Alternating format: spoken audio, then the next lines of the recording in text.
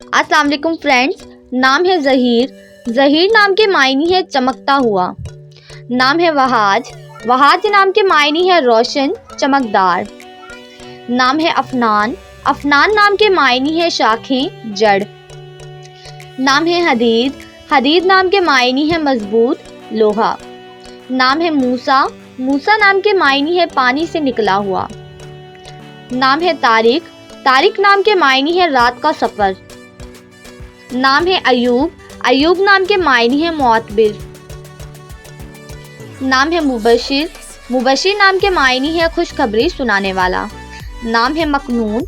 मकनून नाम के मायने है छुपा हुआ। नाम है हारून। हारून नाम के मायने है सरदार। नाम है मुदस्सिर। मुदस्सिर नाम के मायने है चादर ओढ़ने वाला। नाम है यूनस। यूनस नाम के मायने है पैगंबर का नाम।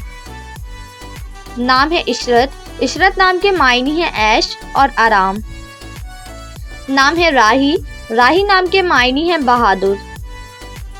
नाम है फारिस। फारिस नाम के मायने है शिद्दत। नाम है समी।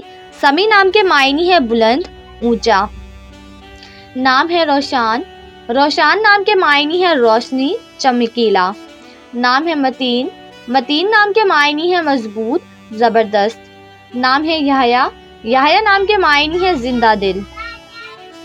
नाम है अजीम। अजीम नाम के मायने है बुलंद और बाला।